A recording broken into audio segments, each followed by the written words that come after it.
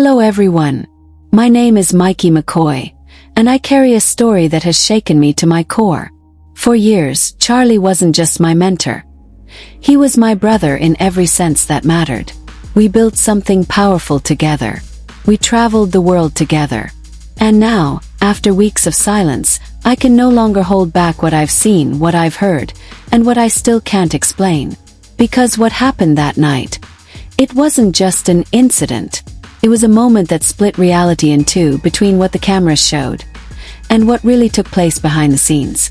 Today, Mikey McCoy, the man once seen as Charlie Kirk's right hand and closest confidant, is finally breaking his silence.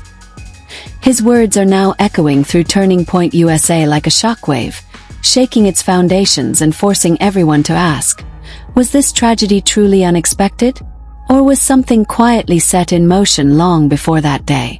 The official report described it as routine, a packed event, lights flashing, flags waving, and Charlie commanding the stage with his usual conviction and charisma. The crowd was electric. But then everything stopped. Scream. A noise no one could describe. And then chaos. The scene turned from celebration to confusion in seconds. Security swarmed, cameras dropped, and what followed looked more like a war zone than a rally. Witnesses say people rushed to Charlie's side, desperately trying to help. But in the background something, or rather someone, caught the eye of countless viewers when the footage went viral later that night. There in the distance was Mikey McCoy, not running toward the chaos, but walking away. Composed, almost detached. That single image ignited a storm online. Because when the world saw that clip, questions began to multiply, and fast. Later, Charlie's wife, Erika Kirk, revealed something chilling. It was Mikey who called me first, she said, her voice trembling. He sounded terrified, like he was trying to stay calm, but his words didn't match his tone. But then came another version, from Pastor Rob McCoy, Mikey's father. He claimed he was the first to receive the call. My son said, "Dad, Charlie's been shot in the neck. Call every pastor and pray." 2 calls. 2 conflicting accounts. One truth still buried. Investigators later confirmed they examined the call logs, but no public results were ever released. And that silence, that gap, became the perfect breeding ground for suspicion. Online sleuths began tearing apart every second of footage, analyzing Mikey's eyes, his expression, even the rhythm of his steps as he left the scene. Some say it was shock. Others call it something else entirely. And that's where this story turns from tragedy into mystery. But not everyone saw it the same way. To some, Mikey's calmness looked like grace under pressure. To others, it looked like something far more confusing. People called it astonishing, unnatural, even chilling. That single phone call, the one that was supposed to be a cry for help, began to feel like a puzzle piece that didn't quite fit. The urgency vanished. What remained was ambiguity. And suddenly, the line between a bystander and someone deeply entangled began to blur. What the world first accepted as a heartbreaking tragedy was now starting to look like something that might have been carefully hidden in plain sight. 2 days after the chaos, the world saw her, Erika Kirk. Her live broadcast pulled in millions. She appeared poised but fragile, her eyes red from sleepless nights, her tone perfectly measured. It was the kind of composure that only comes when you know every word you speak will echo around the world. Standing at that podium, Erika began by thanking the Turning Point USA family, those who had stood beside her in the darkness. And then, she said his name. "I want to thank my husband's Chief of Staff, the amazing Mikey McCoy." Her voice wavered for a fraction of a second, but the camera caught everything. The tiny pause, the half smile, the deliberate tone. "Mikey McCoy is awesome." 3 simple words, but they split the internet in half. To some, it was a public thank you to a loyal friend, the man who stayed calm when everyone else panicked. But to others, it sounded like something else entirely. Signal. A quiet message, buried beneath layers of grief and performance. Within hours, that clip flooded every platform. Flowed down. Analyzed. Frozen frame by frame. People asked, Why emphasize him? Why that tone? Was it gratitude? Or was it coded protection? And just like that, the narrative shifted again. The story that began with tragedy was now tangled in whispers of manipulation, power, and control. But there's something most people missed. Something hidden in the footage from those first critical seconds. A video compiled by independent analyst Sam Parker revealed details the mainstream never talked about. Look closely, that's Mikey standing just left of the tent. The moment Charlie collapses, everyone drops, screams, rushes, but not him. In one swift motion, Mikey picks up his phone. He doesn't duck. He doesn't move toward Charlie. He turns away and walks. No hesitation.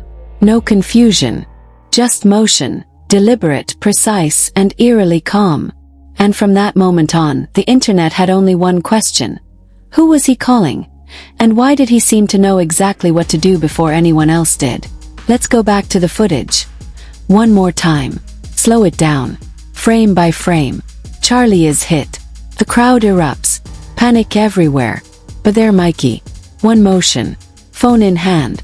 And then, he starts walking. He disappears behind the tent for a few seconds.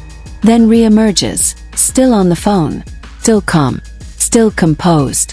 That kind of composure in chaos is rare. Some call it discipline. Others call it unnatural. Even the most forgiving voices couldn't ignore how strange it looked. Not criminal, at least not provable. But undeniably off. In another camera angle, the contrast becomes even starker. You can see Charlie being rushed to an SUV. Blood on the pavement, hands trembling. And in the background, Mikey walks away, phone pressed to his ear, moving as if he's stepping out of a meeting, not a crisis. The question that won't die. Who was he calling? And why does his calm feel rehearsed? Soon after, Erika Kirk broke her silence again. Her new message wasn't just about grief. It was about reflection, about looking behind the curtain, as she called it. From that moment on, insiders say Mikey was always by her side. Always. Leaked internal reports from Turning Point USA, later cited by the Singju Post and the New York Times, described him as more than just a staff member. He became Erika's protector, strategist, and spokesperson.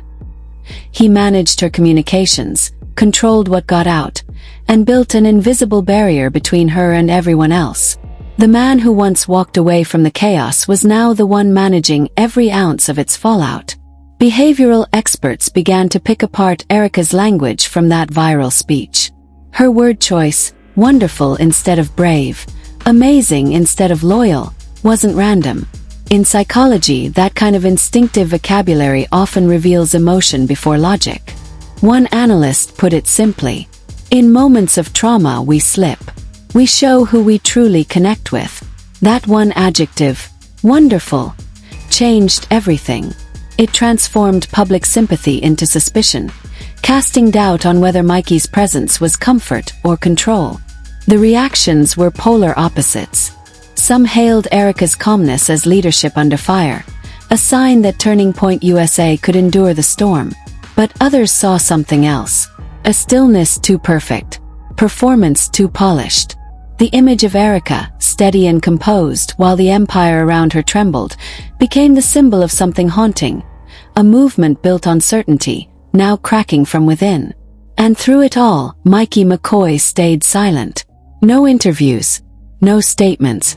No visible grief. Just silence. But sometimes silence is louder than words. And the longer he stayed quiet, the more that silence began to sound like strategy. But the question still lingered in every corner of the internet. Who exactly is Mikey McCoy?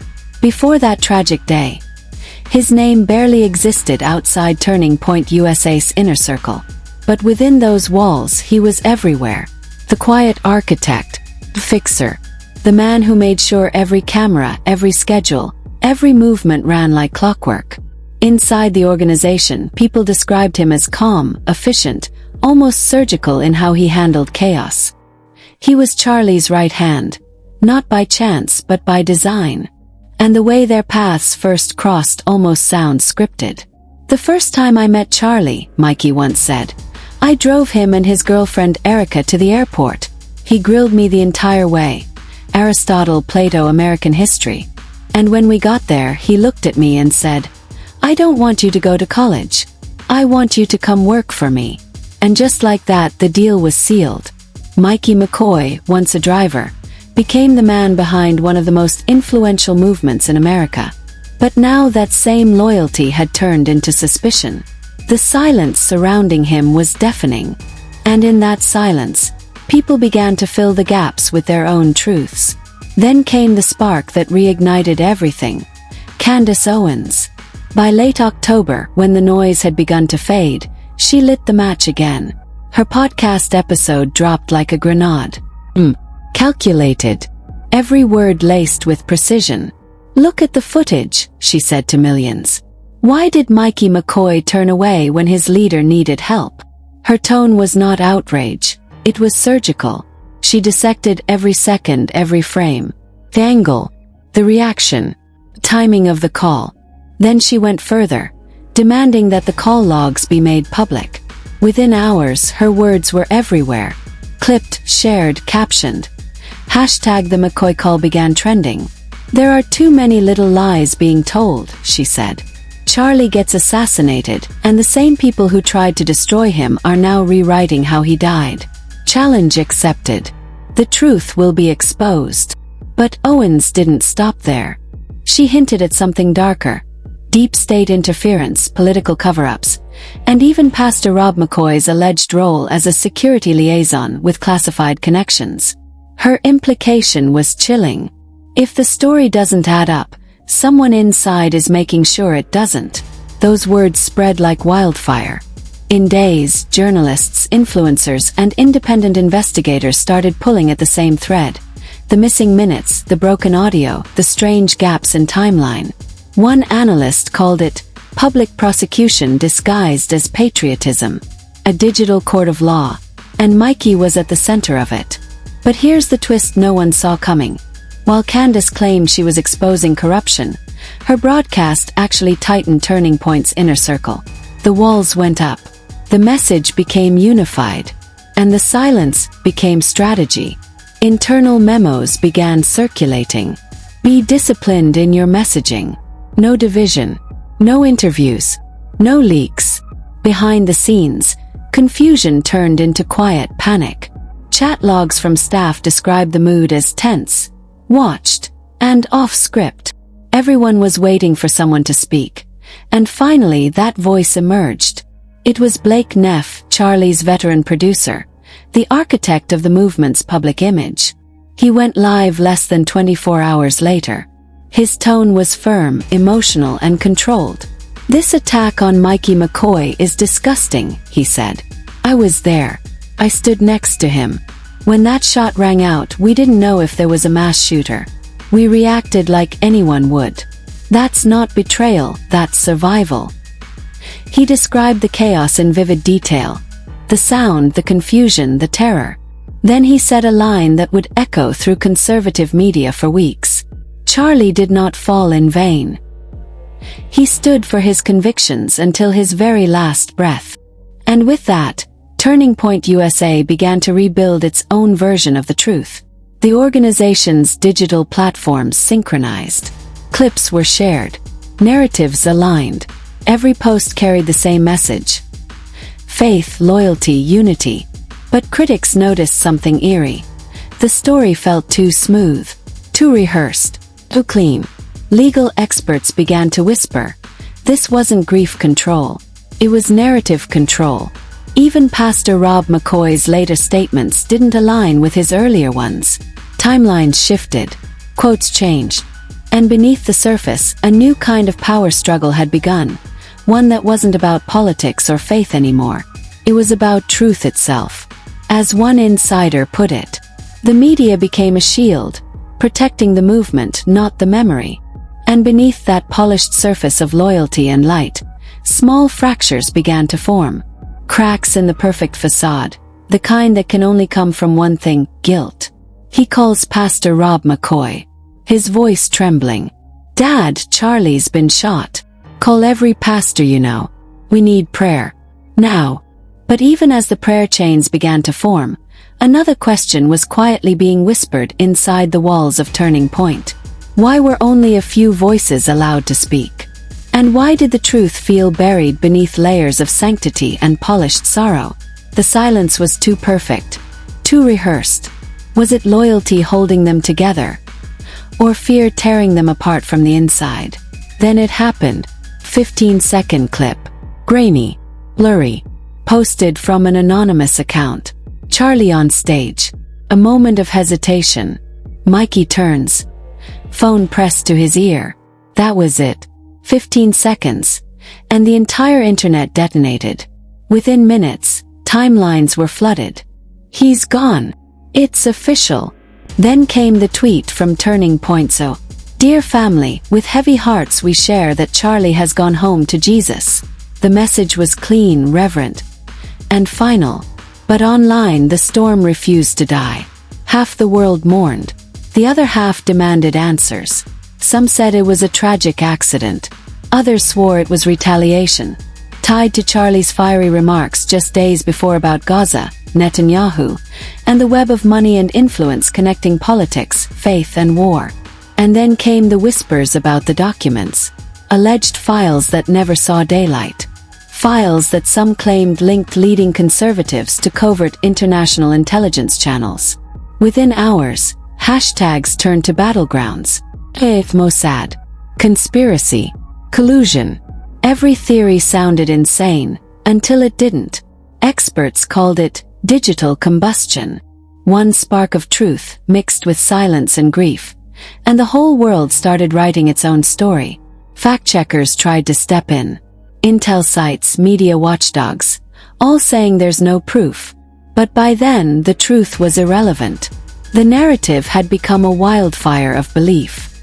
And in that fire, one name kept burning: Mikey McCoy. To some, he was the friend who froze in shock. To others, the traitor who made the wrong call at the worst moment. Dozens of YouTube channels turned him into a living symbol. Every gesture dissected, every blink slowed down frame by frame. Meanwhile, legal analysts started seeing something deeper. Not a scandal, but a collapse of trust itself. What began as a tragedy had become a mirror, reflecting the world's obsession with blame over truth. And then, another name emerged. Tyler Robinson. Just 22. Student. Arrested in connection with the shooting at Utah Valley University. Witnesses said the scene that day was chaos. The screams, the confusion, the impossible silence that followed. Investigators claimed Tyler was identified through footage and eyewitness reports. Arrested hours later in Orem, Utah. Facing serious charges, obstruction of justice, and possession of a vehicle linked to the crime. Court documents revealed his past. A tech student, quiet, frustrated, politically vocal in ways that clashed with Charlie's public image. But there was no confirmed link to Turning Point. Only rumors spun by the internet's need to fill the gaps. His motives remained sealed. But the text messages he allegedly sent that night, turned over by his roommate, now fuel 1,000 theories. As the legal process unfolded, the story began to shift again. From Mikey's alleged betrayal to Tyler's alleged motive to something far more unsettling, the political mood of an entire nation. The headlines slowed. The hashtags died. But the silence that followed didn't bring peace. Brought unease. Because while the world argued over conspiracies and villains, one man stayed completely quiet. Mikey McCoy. No interviews. No statements. No leaks. Nothing. Just silence. Cold. Controlled. Calculated. In October, Turning Point's leadership confirmed that Mikey still holds a senior role, right beside Erika Kirk. The two now oversee the day-to-day operations of the empire Charlie left behind. Some call it loyalty rewarded. Others call it survival at any cost. Behind closed doors, insiders describe Mikey's presence as unshakable. He's not defending himself. He's outlasting everyone else. One source described him as a chess player in a room full of checkers. Every move intentional. Every silence weaponized. He appears only at verified events. He avoids the noise. And he maintains a digital absence so precise, it almost feels strategic. Analysts say it's crisis management 101. Control the narrative by refusing to feed it. But critics sense something colder. A man who knows more than he'll ever say. His silence has become both a shield and a signal. For some, it's discipline.